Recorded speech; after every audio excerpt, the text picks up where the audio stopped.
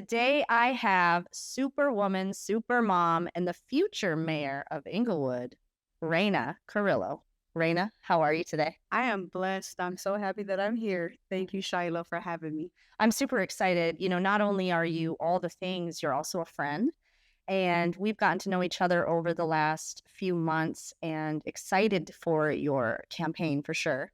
And we're going to talk about that. But I want to talk about all the things today because we've had some really in depth conversations, and our viewers on our show need to get to know the real Reina and understand why I'm so passionate about you, what you're doing, your philanthropy, which is important to me too. So let's dig in because you are just an incredible person, human, and I think everybody needs to know you. Oh, thank you, Shylo. You're welcome. So let's talk about, obviously you're in Inglewood. You born and raised? Yes, ma'am. Okay, so I want to hear about kind of that journey from how do you go from being in Inglewood, being a businesswoman, getting married, having Yes. 5 children, two sets of twins, Yes. incredible. What made you decide to run? Where's that story? Let's talk about that. So, like I said, I was born and raised in Inglewood, and my parents met in Inglewood. Okay. So it's an interesting journey with my parents because they were young gang members, Mm, So my parents didn't look like everybody else's mommy and daddy, okay. And just the journey with them was new, a little exciting because it was interesting, and then it was sometimes scary. And so I think growing up in Inglewood at the time, in the 80s and the 90s, it was very gang infested, Mm, very gang infested. So the gang culture was normal in our communities. Right next to Inglewood is Lennox, and that's where my dad was from. It's a gang called Lennox 13. And then my mom, she rode with 18th Street. So these are well-known gangs in LA County and in California and through the United States. It's so weird. mhm. Um, and so with that, I just remember as a kid in elementary, before second grade, I wanted to be a ballerina or the president of the United States. So it was weird. I've always had a passion and to help people, and I have a huge heart, and I can just remember that as a child. Having a huge heart, having compassion for people, and the word empathy was really strong. With me, didn't really understand what empathy was. You know what I mean? Right. And so fast forward, you know, in the sixth grade in elementary, I surrounded myself with people that had family that were very well gang affiliated, with 18th Street. And so I end up finding a new family. I was the only child for a few years. Mm, And so they were my new brothers and sisters. So when we got to junior high, we were already full fledged gang affiliated with 18th Street. And then high school was a whole nother journey. And so, life happened. And through the trials and tribulations of my life with the gang life, I've had my good times with the party crew era of Firme Hainas, which was a female party crew for Latina girls or just girls in general. And we used to party a lot. And it was like during the K Rock era, it's so just this interesting. We call it the party crew era. And in '97, I fell in love with an enemy, a person from another gang, and that almost cost me my life. And so that's where my journey begins, where I literally get on my knees that day of the scenario and tell God, like, you abandoned me. And I really was angry with God when I was molested. You know what I mean? Because I'm like, if there's a God, how does he allow my step grandfather to do this to me? And I was like 6 or something. right. Um, but with that journey, I just told him, like, you abandoned me, you left me. And if you don't show your face or you don't show yourself spiritually, you're going to lose me. And what I meant, like, retaliation can get me killed Mm, or accomplishing, retaliation get me 25 to life. So regardless, he was going to lose me. And once I get into that lifestyle of prison, there's no holding back of anything. I would get more deeper into that lifestyle. right. And so, I always say I'm a child of trauma. I think Mhm. I think almost everyone is. Yeah. We come from traumas. What's the level of trauma? And you talk about being molested. we've had this private conversation Mhm. before. There is no prejudice against that. No, it's not. Doesn't matter what color, race, where you're from. It happens in many communities in Yes. all different types of households. And so you battled something at a very young age, and that was traumatic. Then you have, in your environment. Our environment can shape us. But Oh, but yes. it's so interesting how you see people who come from these environments, right? Mhm. And I come from a small town, and on paper, we're not supposed to be here. No, we're not. We're not supposed to make it. We're Mm. supposed to either be dead or in prison Mhm. or on welfare, living a horrible life. And it's okay to be on welfare, but some Sure. people stay on it forever and they Yeah. get used to depending Yeah. They on the become government, dependent. dependent. Yeah. Mhm. So you're correct. I look back at myself and I'm just like, I kid you not.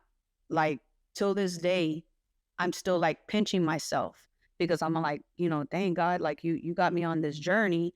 And a lot of people are inspired by the journey of my life, right? Right. And then some are not. They're trying to figure out how does she, we grew up from the same hood and why has she got all this going on? Mhm. And I always tell people we have the same time and day and hours. And don't be mad because I remind you of your failures. You know what I mean? So Don't be mad at me because I remind you of your failures because we come from the same foundation in the community.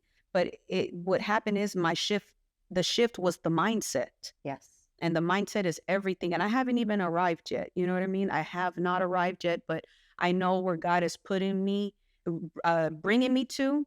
And I know one day I will be the first multimillionaire in my family. Mhm. I know I will have my dream home in Playa del Rey. And I know that there's so many things that I can do to have events and inspire people as they come into my home. You know what I mean? Mhm. Because I feel like if God blesses me with all these abundance, you have to share those abundance. You Mhm. have to in some kind of formal way. And so that's what I'm about when when I think about helping people and how my journey started in 97 after that scenario, almost getting killed. I gave my life to God, telling him, like, if you show yourself either physically or spiritually, I will give back to the community. Like I will give back. And he showed himself spiritually in so many levels. And so that's why till this day I give back Mhm. because he showed me Mhm. that he was real because I could have been killed the next day because the person was still here. Right. You know what I mean? So he spared me and I'm 42 years old. And so I think the giving back was just a passion just to know that I'm alive. I do have a purpose. Mhm. Even though in junior high, I already had created my obituary. I was in junior high. I had my picture, a beautiful young picture of me. I had my feathers and just no makeup, which was odd because I usually try to put a little dark lipstick, Yeah. the little Cholita days. And, but it says January 10th, 1979. And then the date of death is blank. But I said, in loving memories of Raina Carrillo with my picture. Mm. I already had created because I knew at 18 I was going to die. Like there was no purpose of trying to live my life to the fullest because I knew that it was going to expire soon. Mhm. Yeah. Well, I call it the mirror effect when you talk about people. So for our viewers, they don't know you were shot, correct? Yes, later on, in Watts, like later on as a young adult, I actually believe it was maybe 1 or 2 years before my wedding. Yeah. You were shot. And wrong place at the wrong time. The bullet wasn't meant for me. It was meant for somebody else. But it was an interesting thing because it the being shot, I don't think it hurts because it's just you don't know what's going on. But once you settle in and you feel the burning sensation, Mm. it's actually the bullet that burns the flesh inside. And I remember having these kind of nails, and I literally dug my finger inside the hole and pulled the bullet out. And my nails were like this. They split, like literally Oh my split. gosh. Uh-huh. And I just threw the bullet, across the way because I didn't want no proof or no nothing. And but yeah, that was a hell of a journey because I ended up getting a hit out on me where the people, that certain neighborhood that did that, they put a hit out on me because one of the officers from LAPD lied to the gunner and said I was going to testify against him, which in reality I was trying to avoid the subpoena. Like I even literally went to Louisiana and Texas to get away just to think like what's next? Like God, like you this can't be it. Like I'm in my 20s. Like this cannot be. I cannot. Yeah, I cannot. I believe I was in my late 20s or something, but I felt like not now because now I have the purpose, Right. giving back to the community, gang intervention, and I just felt like, nah, like this is too soon for me to go out like that. And it was weird because in our Creole culture, we say that when a person dies next to their date of birth, it's meant for them to go. Mm. When you die far away from your date of birth, it's a it's a tragedy. It wasn't your time. And so my birthday's January 10th, and I got shot one day before Christmas Eve. Mm. So when everything happened, it was like a movie. It goes fast. And then all I could do was put my head down and just protect my head. And something about me and the Virgin Mary, she always shows herself. So the first time I almost got murdered in 97, that was a spiritual journey with me spiritually. And so to tell the story fast forward, I was falling into a black tunnel and I thought I was already in hell. And at the time I was Catholic. So I was like, okay, it's either I'm in hell or this is purgatory, Sure. And I kept falling and falling, going back in a black tunnel. And then finally, when I looked back one more time, I saw the Virgin Mary hands and that turquoise cloth. Mm. And I accepted death. And I was okay with it because I was like, this is it. Like, I'm going to heaven. I'm straight. Yeah. And when I opened my eyes, the guy is still pulling the trigger and the barrel is still moving. It's not stuck. It's still moving, but the bullet ain't coming out. So that's why I call it a spiritual awakening, because I should have been shot in the head. You know what I mean? Right. But I wasn't. And as he's pulling the trigger, he hears my mom's bumping oldies coming from the corner. Oh, And wow. he sees my mom and he runs. My mom seen him running, but she didn't understand what was going on. So when she pulled up, she was like, girl, it looked like you saw a ghost. But I stood quiet because I didn't know what to say because it just happened. And that was very traumatizing. Well, heck yeah. And so my mom found out once I got home that night. Like I told my dad what happened. And but my mom was like, girl, I thought, you look like you saw a ghost. But in reality, I wanted to tell my mom, you should have found me dead with my head blown away with a 45 caliber. That's why I'm in shock, but I couldn't say anything because I was still dealing with what the hell would just happen. Like, what was this? So that was the Virgin Mary's hands. And then when I got shot in Watts, we crashed into a church and the Virgin Mary's mural was there. I said, something about me and this Virgin Mary, you know what I mean? I know. It's a deep spiritual thing for me. So I just felt like, if I know I have a few guardian angels, that's for her. I know I have one angel that was assigned to me at birth. I know I have my Aunt Elvia, rest in peace. She was murdered. She was shot in the head. But Virgin Mary, something about her, I don't know what it is. Maybe in another lifetime on the other side, I was close to her, spiritually. I don't know, but she always shows up at these hard points in my life. And so that's just an interesting journey. But, that was a rude awakening for me. And so that's when I knew at that time I had to change my associations. And that's a hard one because I'm not embarrassed of my past. Like, I love to be around gang members. I love it. I love it. I love to be around drug dealers. I love that lifestyle. You know what I mean? And the strip club was my club. Oh my God. My gosh. Like, because I was always around dudes, Sure. and the girls gravitated because they felt safe. Like, dang, like one chick with all these dudes, like, you must be important. And I'm like, yeah, I am, like, yeah, I am important. They wouldn't disrespect me or anything. Yeah, I was the homegirl. And so the mindset of changing that. So at the age of 15, going back, that's when I said to that mayor at the time, Mayor Dorn, and the chief Ronald Banks of Inglewood, that I was going to be mayor at 15. So I already spoke it. And then it's followed me because other people would remind me, like, what's up, Mayor Raina? Or when are you going to be mayor, Yeah. And so I still had a lot of growing to do mentally to get these old things out of my system, the culture, the lifestyle, this gang stuff. And so the only way I knew was, after I got shot, it was like, okay, what do I do? Do I move out of state and change my life? Right. New change, or do I get married and change my life like that? And so I would just remember telling my husband at the time, was my boyfriend, and I just said, Omar, I said, I don't know where we're going in the future, but it's either we getting married or I'm going solo. And so he ended up proposing to me. So that was the shift as well, because when you become a wife, things change Big time. like huge. And with kids, then you had kids. Yeah. Oh my God. Yeah. Like now it's like, I remember, like, sometimes I even say that, but I got to think with gratitude. But before yesterday's session, it was really gratitude. It was like, I had so much time for me. I can up and leave as I please before kids. Even when my husband would work late nights, he would be like, where are you? I'm like, my friend's house. He didn't care because he was like, okay, she's safe. She's not at home in Watts by herself. You know what I mean? Right. Because we lived in Watts and we owned like 2 properties on the same block. And I remember him saying that, like, where are you at? I'm at my mom's, or I'm at my Kim's. And he didn't care. So I felt free to do whatever I want, whether I hang out their house, we go to the club, we go to the bar, whatever. You know, I was still living my life. But when you have kids, that kind of all stops.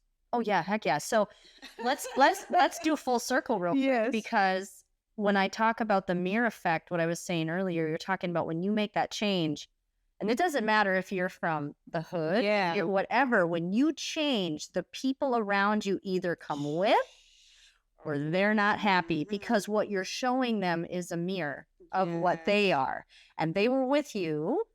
And then when they're not with you, they're, you know, a lot of people don't like that. They don't like the change. They don't support you. And this could be in business too. And you're a businesswoman too. Yes. So now we go into, you know, when people will support you, you see who shows up and who doesn't. And Oh, yes. and we have to be mindful of they're just not ready. And that's part of it too. So you have a podcast, a show called Passion and Purpose. Mm-hmm. And you say purpose. I bet you if we counted, you said purpose so much because it's your word. You lead with purpose. You lead with passion. And it's really important for people to know that you can take any situation. And this is why I gravitated to you instantly, is when I see somebody who can come from anywhere. Yeah. It could be traumatic, it can be victim. Everyone has a story, and we've been victims. And what you do with it is key. And how do you turn it around? The other thing that you talk about in philanthropy is really important. We're going to go into that. You serve God, and how you serve God is through philanthropy and giving back. And I think we're put on this planet to serve others. We're here to help everybody with our stories, with whatever we can. It doesn't mean monetary all the time. I think people get wrapped up in, well, I don't give to charities or I'm just, that's okay. You served yesterday. You did turkeys. Yeah. That was incredible. A turkey giveaway. And so let's talk about your campaign and what you're doing for the community. You are. Yes. So you said you loved being around the gang members. You loved doing that. You still are. Yeah, no, I still do that. Sometimes when I'm, you know, I'll be like, oh my God, I love the energy. I love the energy. Oh my God. You help the kids and you help the community. Yes. What are you doing for the community and through your campaign? What is your hopes and dreams and goals for this next run? Okay, so the radical cool thing about it is in 1999, I started doing gang intervention. Yes. Giving back. So that's like past 20 years of, you know, doing this, you know? Yeah. And so what my mom told me, she was like, you need to start a nonprofit. You're always working for other people's nonprofit. You're always bringing money to them, and you're always, you know, you're always doing this and doing this. And she goes, it's fine, but you have to do you now, you know? And this was 2 years ago. And I didn't want to, because I noticed that when I work for other people, I can hide behind somebody. Sure. You know what I mean? And if it's a little mistake, it's okay because I'm hiding behind somebody, right? Right. So when I started my nonprofit, the Phoenix Rising Coalition, my mom pushed me to do that. And we're official. And, you know, besides the mentoring program that I have, like on one-on-one, kind of like a life coach, but I just call it mentoring, you know, just working with the kids one-on-one. I work for a nonprofit right now as we speak called Developing Options. And so I work in the Crenshaw district, and I've been with them for 5 years. With my boss, Big U, he's very well known in LA, and he was in prison while he created his nonprofit. So when he came out, everything was official. So he works with the kids with the sports, you know, football, Pop Warner, and then his wife runs the cheerleading program. Okay. So then they can do the prevention part for the younger kids, and then the intervention is the high school football team. Then we have the reentry and the intervention with us, which is like, the case management component, the gang intervention component, where we work with like 25 youth. Mhm. And it's like you said, like a mirror kind of thing where it's like, wow, I'm looking at these kids and this was me. This was me. And Yeah, how do I help them change is by sharing my story exactly. and guiding them the right way through life skills. Mhm. And I had the honor of meeting Nipsey Hussle, and he was an amazing man. Like Mhm. like a lot of people get upset when they call him kind of like the Jesus kind of thing. Sure. But I tell people, don't feel bad. It's just that this guy was like Jesus. Like when people think about Jesus, they think about the man that walked on water, Yeah. the man that fed, took a piece of bread and made a bunch of bread and fish to feed a bunch of people. Mhm. A community person kind of Yeah. type of person. A servant, and that's what he was. And I have one story I wanted to share was when you work for a nonprofit, it's a nonprofit. You don't get paid a lot of money. I have a bachelor's degree. I should be getting paid 50, 60,000 a year, but that's not what I'm getting paid. And and so I had a job readiness program for the kids, so then they can know what they need to know for getting a job, getting, passing an interview and getting their resume and their certificate of completion. So at the time we didn't have money, so I was coming into my own pocket. Mhm. And I was like, oh my God, I can't even get them a whole meal. I only can buy hamburgers, Mhm. for them and maybe a few French fries. Everybody got to share kind of thing. So I was kind of embarrassed, but they had no idea what was going on. So I'm walking into Fat Burger because Nipsey owns it on Crenshaw and Slauson. Yeah. And so I walked in and the people know me because I always give the kids job applications for them so they can hire. And so Nipsey walks in and everybody look, he's like, hey, yeah, like, oh, excited, yeah, excited. And then he was like, so what's up, girl? And I was like, oh, hey, Nipsey. And he was like, oh, what's up? He goes, you work for Big U. And he was like, oh, okay, that's my brother. All right, all right. He goes, so what you doing? I said, well, we just finished a job training and I'm trying to, this is the graduation day. So I just want to, sponsor the kids to eat, And he's like, you got it? And I looked at him with this look like, no, but I was like, and he's like, sure, yeah. he looked at me and I think he tried to, I think he got it. He was like, all right, that's good. That's good. You're doing something for the kids. He was like, congratulations on your job readiness. Give them some applications. They gave us applications again. And so the guy said that manager with him was like, don't worry about it. He's taking care of it. So all the kids got meals. Oh, You know what I mean? So that's what I remember. divine intervention. Yes. What Where I it was like, oh, is. thank you, God, because I was about to be negative $40-some. Oh, I've been there at times too. And so, it makes me think about that. So now I took a life coaching course, 2 courses, and it shifted my mindset in so many levels. Mhm. And so that's where the journey happened, Mhm. where I was like, okay, I done enough praying, enough manifesting, Yeah. enough dreaming, Mhm. taking pictures in the seat that says mayor and all of that. Yeah. Now it's time to take action. Action. Yes. And so that's what I did. And so now it's like, I have another person that's running for mayor out of the blue. It's a female, and I'm all about woman empowerment. Absolutely. I'm not here for her or the current mayor. I'm here for Inglewood because it's a dream of mine. Mhm. And nobody's story can be my story. No. And I believe truly in my heart that once my website is official to go out, as rainaforinglewood.com or whatever they're going to choose for it, my story is powerful. It is. It is powerful. And it's not saying it to be stuck up or, I say it in confidence because God plays a huge part in my life Mm. in these transitions. You know what I mean? It took Absolutely. years for me to get where I'm at right now. It did. It takes Every level's Man. another devil. So when I see Yes. you, when you share your story and you tell me where you started, where you go, and we've had many conversations. Yes, We have yes, lots yes, of fun. yes. But it's so true. And the other word besides passion and purpose, you are a servant-driven leader. Yes. You are driven for that community, for your people, but for your friends. And you are an incredible woman. And so if people want to donate to you, want to follow your campaign, I know your website's coming up. Where can they find you? Well, they can find me on Instagram at Raina, Raina for Inglewood. And then if you go to the link, there's a link that you can donate. If you want to learn more about myself and my nonprofit and the campaign part, you can go to rainacarrillo.com, which is RAINACARRILLO.com.